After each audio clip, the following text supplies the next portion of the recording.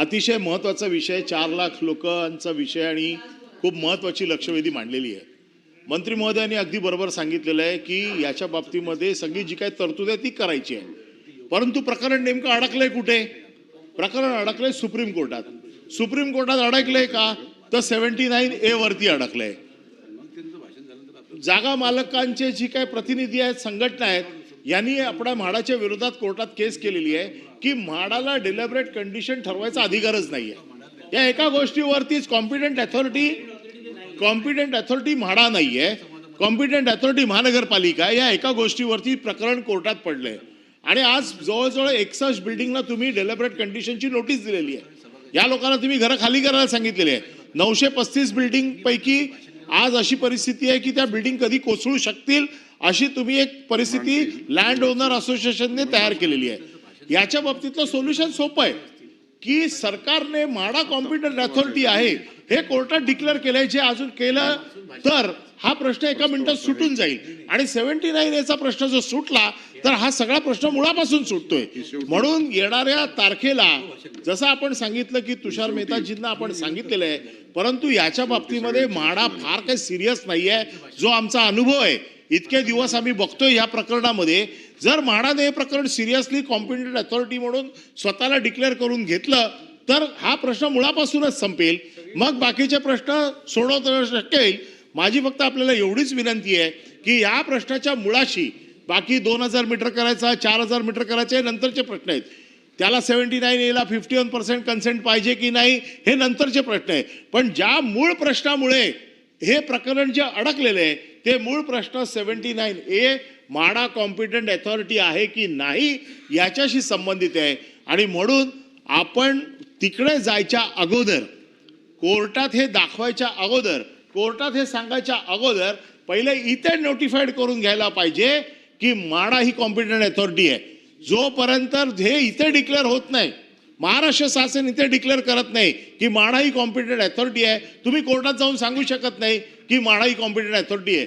कारण कोर्ट विचारणार तुम्हाला की म्हाडा ही कॉम्पिटंट अथॉरिटी आहे की नाही. तुम्ही जर, मी तेच सांगतोय, जर महाराष्ट्र सरकारने म्हाडाला कॉम्पिटंट अथॉरिटी जाहीर केलं तर साहेब हा एका दिवसाचा प्रश्न आहे. मेहता साहेब कोर्टात उभे राहिले तर हा प्रश्न एका दिवसात संपू शकतो, एवढा आम्हाला विश्वास आहे.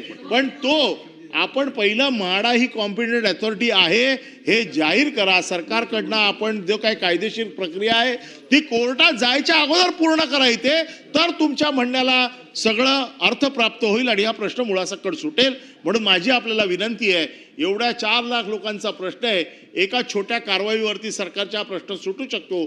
आपण म्हाडा ही कॉम्पिटंट अथॉरिटी आहे हे जाहीर करण्यासाठी कोर्टात जायच्या अगोदर प्रयत्न करणार का? माननीय सदस्य प्रसाद लाड, मी तुमचं अभिनंदन करतो की तुम्ही चांगली लक्षवेधी लावली. सभापती महोदय, आपण सर्वजण आहोत, आम्हाला वेदना कशी माहिती आहे की आम्ही चाळीत राहताना माणसाची वेदना कशी असते म्हणजे ज्यावेळी कामावर जायचं असेल आणि ते शौचालयाला जायला ज्यावेळी लाईन लावावी लागतात ना, त्या वेदनेतून आम्ही सर्वजण गेलेले आहोत. आणि तुम्ही एक लक्षात ठेवलं पाहिजे की स्लम तुम्ही थोडा पुढे डेव्हलप नाही झालं तरी तुम्ही नागरिक सुविधा देऊन तुम्ही सेव ठेवू शकता, परंतु उपकर प्राप्त इमारतीत तुम्ही मुंबई शहरातल्या एका प्रकारे टाईम बॉम्बवरती बसलेले आहात. उद्या समजा जर दुर्दैवानी जर काही एक छोटासा भूकंपाचा धक्का जरी किंवा काय आला जे होऊ नये, तर या सर्व इमारती आणि तब्बल 4-5 लाख सभापती महोदय या इमारतीवरती राहणाऱ्या लोकांचा होणार. आणि काय दोष आहे सभापती महोदय?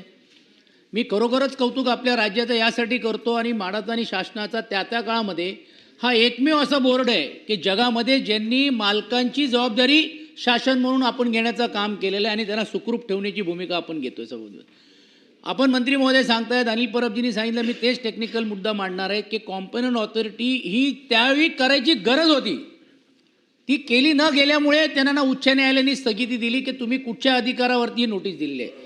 तुम्हाला उत्तरामध्ये बगल दिली जाते. कॉम्पिटंट ऑथॉरिटी म्हणजे म्हाडा कॉम्पिटंट ऑथॉरिटी ऑलरेडी आहे, पण त्याला डेझिग्नेट पॉवर केले पाहिजे जे नोटीस धारकाला, तीच न केल्यामुळे ही हायकोर्टात गेलेली आहे. आता तुम्हाला माहितीसाठी सांगतो की हे ज्यावेळी हायकोर्टामध्ये आपण गेल्यानंतर किंवा हे स्थगिती उठवा, हे माननीय सर्वोच्च न्यायालयाला गेलेत आणि सर्वोच्च न्यायालयाला हा ॲक्ट चॅलेंज करण्याचं काम केलं आहे त्यांनी की हा ॲक्ट चुकीचा आहे. आणि त्याच्यासाठी आता तुमची 2 जजेसची समिती झालेली आहे. म्हणजे मुळामध्ये ज्या तत्परतेने या सर्व संबंधित अधिकाऱ्यांनी जर त्यावेळीच जर दखल घेऊन जर हे ॲक्टच्या मागे उभे राहिले असते ना, तर मला वाटतं ही आज वेळ आली नसते. आणि ह्याच्या मागे एक सिंडिकेट आहे मालकांचा. ही अशीच एक 100 भाडा देऊन जे करणारी जी एक आपण देऊन भाडे करून ज्यावेळी आपण संपूर्ण प्रॉपर्टी करून देतो, या ॲक्विजिशनला विरोध करण्यासाठी माननीय उच्च न्यायालयाच्या कॉन्स्टिट्युशनल बेंचच्या 7 बेंचमध्ये केस पेंडिंग आहे.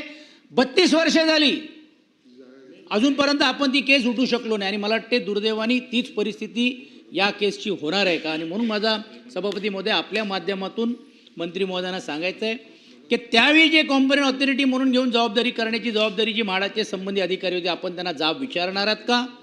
आणि हा महत्त्वाचा विषय, तुम्ही आता लिगल ओपिनियन घेऊन त्याचा येईल तो येईल, पण माझी तुम्हाला नम्र विनंती आहे की या अधिवेशनच्या दरम्यान किंवा नंतर या सर्व विषयावरती जे मूलभूत जे भाडेकरू जे आज झालेले, आज त्यांचा दोष काय.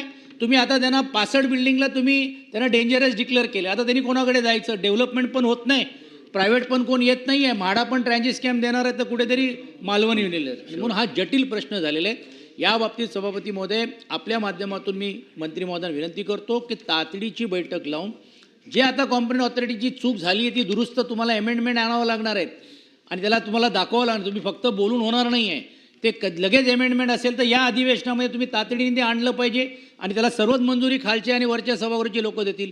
सभापती महोदय, राष्ट्रपतीकडे गेल्या 2-3 वर्ष हा मॅटर पेंडिंग होता, तरी देखील सर्व लोकप्रतिनिधी आणि सर्व शासनाने, त्यावेळी आम्ही असू किंवा आताचं शासन असू, हे राष्ट्रपती महोदयांकडे मंजूर करून हा अत्यंत उपयुक्त कायदा आपण मंजूर करून घेतले. ह्याची जी अंमलबजावणी होत नाही आणि आता तुमचा मॅटर कोर्टामध्ये परत जे तुम्ही होणार आहे, सॉरी तेच म्हणतोय मी. म्हणून हा तुम्हाला त्याला अमेंडमेंट करण्यासाठी जरा तुम्हाला काही करायचं आणि आपल्या समितीमध्ये आपल्याला ॲक्ट बदलण्याचा अधिकार आहे ना. हे या प्रकरणामध्ये माननीय उच्च न्यायालयाने जरी दिला असेल किंवा सर्वोच्च न्यायालयाकडे गेला असेल, आणा ना अमेंडमेंट. ते अमेंडमेंटला आम्ही हातोहात मंजूर करायला तयार आहोत आणि मला वाटतं ते केल्याशिवाय हे होणार नाही. परत तुम्ही कोर्टाच्या आधारावर राहाल. हे जसं बाकीच्या केससाठी जे 30-32 वर्ष लागले, हे करून काय चाललंय सभापतीमध्ये अर्धा मिनिटं 30 सेकंड घेणार आहे. हे काय चाललंय, कारण हे जे मालक आहे सिंडिकेट हे स्टे करून इकडे नेगोशिएशन करतायत. म्हणजे त्यांचे जे प्रॉपर्टीचे दर 1 कोटी रुपये असेल तर आज 10 कोटी रुपये मागण्याचं काम करतायत. म्हणजे हे एका प्रकारे मालकाच्या या कायद्याचा गैरवापर करून एक्स्टॉर्शन करण्याचं काम केलं जातं. आणि म्हणून हे अमेंडमेंट आपण आणणार आहात का आणि तातडीची ह्याच्यातली बैठक घेऊन या धोरणात्मक निर्णय घेणार आहात. आपण तालिकेवर आलात, आपलं अभिनंदन. आणि योगायोग आहे की ज्या जुन्या इमारती आज जो विषय सुरू आहे त्या विषयाशी आपण अतिशय संबंधित आहात. आपल्याला या सगळ्या गोष्टीचा पूर्ण अभ्यास आहे. नाही, मी राहतच होतो चाळीस. परंतु एक वस्तुस्थिती आहे की 79A 79B आल्यानंतर लोकांना दिलासा मिळाला होता. अगदी आमच्या अगदी G7मध्ये सचिन भाऊ आहे, तिथे 90% लोक पुढे आली होती की आता आम्हाला बरं वाटतं की आम्ही आमचे प्रस्ताव या ठिकाणी सादर करू. दुर्दैवाने न्यायालयाच्या सगळ्या समस्येमुळे परत त्याच्यामध्ये दिरंगाई झाली.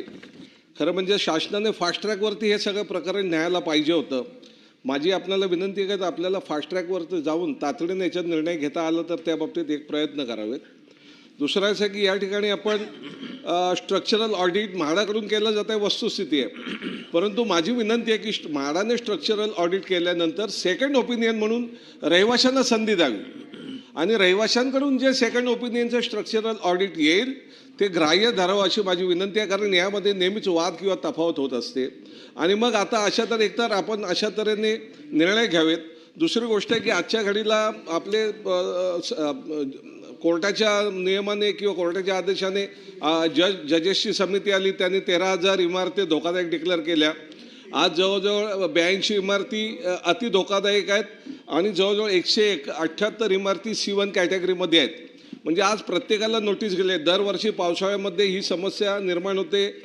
प्रत्येक जुन्या साईडला रहिवासी टेन्शनमध्ये असतो की हा पावसाळा माझा कसा जाईल आणि त्यामुळे सातत्याने मग लोकप्रतिनिधींना भेटून बाबा मला याच्यातनं दिलासा द्या अशा तऱ्हेने आपण काय केलेलं आहे की आता ह्यावेळेला आपण ही नवीन योजना जाहीर केली. आम्ही तुम्हाला 20,000 भाडं देतो, तुम्ही तात्पुरते शिफ्ट व्हा. आज मुंबई शहरामध्ये, माफ करा मला असं चुकीचं बोलायचं नाही गुणाबद्दल, परंतु एखादं झोपडीवाचं घरसुद्धा पाहिजे त्याचं किमान भाडं या ठिकाणी 40,000 आहे. लक्षात ठेवा, कुठेही 20,000त घर मिळत नाही. बरं, आपण 20,000 देताना अटही अशी टाकलेली आहे की 100% लोकांची संमती असेल तरच आम्ही भाडं देऊ. माझी मागणी अशी आहे की जी 100%ची अट आहे, एकतर धोकादायक इमारतीतील रहिवासी तयार होत असतील तर 100% भाडं घेणारी अट ही काढून टाका आणि त्याच्यातनं ज्यांना कोणाला भाडं पाहिजे ते द्या, परंतु किमान 50,000 किंवा 40,000 पेक्षा जास्त भाडं या ठिकाणी शासनाने द्यायला पाहिजे, तरच तुम्ही याच्यामध्ये यशस्वी व्हाल. कारण प्रत्येक पावसाळ्यामध्ये आपण अपघात घडलेले आहेत, प्राणहानी किंवा घरं द्या. आज तुमच्याकडे ट्रान्झिट तयार नाही आहे आणि आम्ही किती वर्ष आम्ही सुद्धा मागणी करतोय, किती वर्ष यापूर्वी आम्ही ऐकत होतो की गिरण्यांच्या जागांवरती ट्रान्झिट बांधू. काही ठिकाणी आपण बांधले, खूप अपुरे आहेत ते आपण बांधले. त्याच्यापैकी काही आम्ही बिडीच्या रिडेव्हलपमेंटला दिले, काही गिरणी कामगारांना दिले आपण. परंतु खरं म्हणजे याच्यामध्ये प्रायोरिटी दाखवून जिथे माझ्या जी दक्षिण विभाग किंवा आमच्या मुंबई शहरामध्ये साधारणतः त्या घरापासून तर जुन्या इमारतीपासून 2 ते 3 किलो 4 किलोमीटरवरती घरात ट्रान्झिट उभं राहिलं पाहिजे. परंतु दुर्दैवाने आता आम्हाला असं सांगितलं तर ट्रान्झिट पाहिजे तर तुम्हाला कांदिवलीच्या पुढे किंवा त्या ठिकाणी गोवंडीच्या आसपास तुम्हाला ट्रान्झिट दिलं जाईल. त्यामुळे तुमच्याकडे ट्रान्झिट तयार नसताना अशा तऱ्हेने लोकांना नोटीस काढणे हे देखील चुकीचं आहे.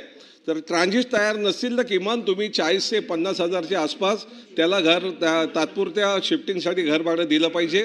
यासाठी शासन सकारात्मक आहे का? नंबर 1. नंबर 2 असं आहे की साहेब, आपण एल्फिस्टनचा ब्रिज त्या ठिकाणी उभारत असताना MMRDAच्या माध्यमातून त्या ठिकाणी लक्ष्मी बिल्डिंग किंवा अन्य एक बिल्डिंग या ज्या रोड लाईनमध्ये येत होत्या त्या रोडच्या ब्रिजच्यासाठी धोकादायक म्हणून आपण त्यांना पर्यायी जागा दिल्या, त्यांना परमनंट शिफ्टिंग केली. परंतु आजही तिथे RLच्या मध्ये एक सूरज बिल्डिंग आहे, विरा बिल्डिंग आहे, डायविरा बिल्डिंग आहे, 3 बिल्डिंग आहेत. त्या इमारतीला आज धोकादायक म्हणून आपण नोटीस दिलेली आहे. लोकांची अशी इच्छा असते की धोकादायक इमारत आहे, मला रिपेअर करून मिळावी किंवा रिडेव्हलपमेंट व्हावी, पुन्हा मी याच जागेत यावं. परंतु कुठेही याची शाश्वती नसल्यामुळे लोक अहवाल दिलायत. माझी आपणास या ठिकाणी प्रश्नवजा विनंती पण आहे की जर म्हाडाच्या माध्यमातून आपण 88(3) खाली कंपल्सरी ह्या 3 बिल्डिंगचं संपादन करून आज तुम्ही 33-24 सारखं चांगला DCRमध्ये प्रोव्हिजन केलेले आहे, का नाही म्हाडा त्यांच्याशी पार्टनरशिप करून, खाजगी बिल्डरशी पार्टनरशिप करून त्या ठिकाणी या 3 बिल्डिंगचा प्रस्ताव करत. माझी विनंती आहे की शासन तातडीने या 3 बिल्डिंगच्या संदर्भाने 33-24 अंतर्गत अथवा म्हाडा रिपेअर बोर्ड 88(3) खाली कंपल्सरी संपादन करून त्याच ठिकाणी म्हाडाच्या माध्यमातून रिडेव्हलपमेंट केली जाईल का?